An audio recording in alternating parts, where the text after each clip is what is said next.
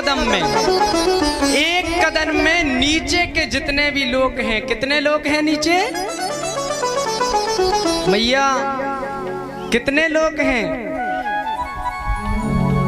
परीक्षित जी महाराज को तो पता होगा कितने लोग हैं। नीचे के 7 लोग हैं। कौन कौन से? अतल, वितल, सुतल, तलातल, रसातल, महातल और सबसे नीचे पाताल। पाताल है। ये 7 लोग नीचे के हैं। एक पग में ही सारे नीचे के लोग चले गए। अब दूसरा पग कहां रखें? तो दूसरे पग में ऊपर के 7 लोग नाप लिए। ऊपर भी 7 लोग हैं, 7 लोग नीचे हैं। ऊपर के कौन कौन से हैं? भू, भुव, स्वः, तप, जना, महा, सत्य। ये ऊपर के। अब तो जब ऊपर के भी लोक नाप लिए और ऊपर सत्यलोक में भगवान का अंगूठा जो था वो जाकर के सत्यलोक में लगा और वहां से पानी निकला। गंगा जी का अवतरण हुआ। गंगा जी कहां से आई?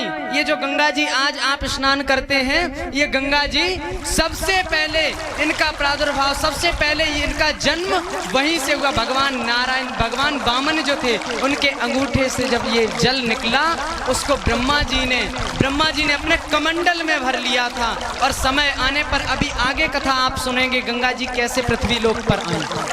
आगे की कथा में अभी आप श्रवण करेंगे। तो गंगा जी वही गंगा जी जो ब्रह्मा जी के कमंडल में थी, उनकी प्रार्थना की, उनकी स्तुति की, तब जाकर के शंकर जी की जटाओं में होते हुए इस पृथ्वी लोक पर गंगा जी माता आई।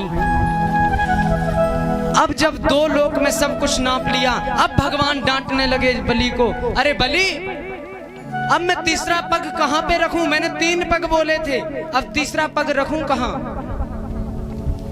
बलि कहने लगा कि प्रभु मेरे को आप इतना बता दीजिए कि दान देने वाला बड़ा होता है या दान बड़ा होता है? भगवान कहते हैं कि दान देने वाला बड़ा होता है। अब बलि कहता है कि प्रभु यदि दान देने वाला बड़ा होता है तो मैं अभी बाकी हूँ, मेरे सिर पर अपना पग रख दीजिए और मुझे भी अपना बना लीजिए, मेरे को आप ले लीजिए और मुझे किसी चीज की अब चाह नहीं, बस आपके दर्शन हो गए, साक्षात भगवान के दर्शन हो गए।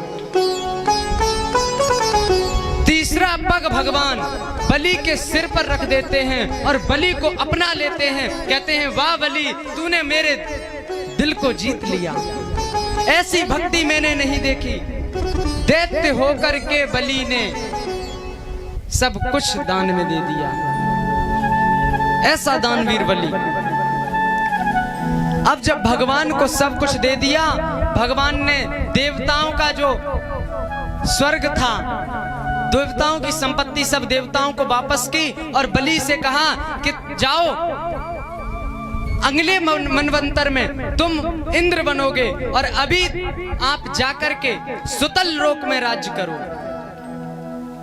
ऊपर के सुतल लोक में, अतल, वितल, सुतल लोक में बोले। अब जब सुतल लोक में नीचे के लिए राजा बलि ने जाकर के वहां बोले और कुछ चाहिए हो सुतल लोक में, अभी तो राज्य करो और जो चाहिए हो मैं प्रसन्न हूं, मेरे से मांग लो। तब बलि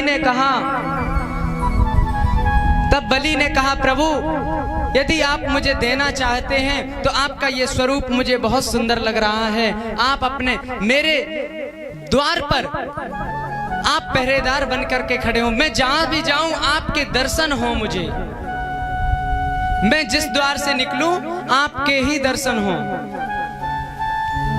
भगवान ने तथास्तु कहा और भगवान बलि के द्वार पर रहने लगे। बलि को जब भी बलि आता तो भगवान के दर्शन होते, जिस द्वार से बलि आता उसी द्वार पर भगवान के दर्शन होने लगे। सज्जनों, आगे इसी प्रकार भगवान मत्स्यावतार धारण करते हैं। एक राजा थे सत्यव्रत, और राजा जो सत्यव्रत थे एक बार वो नदी में स्नान कर रहे थे और उसी समय भगवान ने मछली का अवतार, मत्स्य अवतार, मछली का अवतार भगवान लेते हैं। और मछली का अवतार लेकर के अब राजा नहा रहे थे, उनके हाथ में मछली आ गई। और जब हाथ में मछली आई तो राजा सत्यव्रत ने कहा, ये मछली मेरे हाथ में आ गई। मछली कहने लगी, महाराज मुझे बड़े बड़े ये जो मछली हैं बड़ा तंग करती हैं, मुझे खा जाएंगी, आप मेरी रक्षा कीजिए, आप मुझे रहने के लिए कहीं एकांत में स्थान दे दीजिए, मैं यहाँ नहीं रह सकती। अब वो मछली तो भगवान थी। अब तो सत्यव्रत ने कहा, सत्यव्रत नहीं समझ पाए और सत्यव्रत ने कहा ठीक है, एक अपने कमंडल में बांस दे दिया। अब जैसे ही कमंडल में बांस दिया, उस मछली ने कमंडल का आकार ग्रहण कर लिया, कमंडल में भी ना बने, कमंडल के बराबर हो गई। अब उसे महाराज मुझे इससे कोई बड़ा स्थान दे दो। जब बड़े स्थान के लिए बोला तो फिर एक बड़े से टब उसमें उस मछली को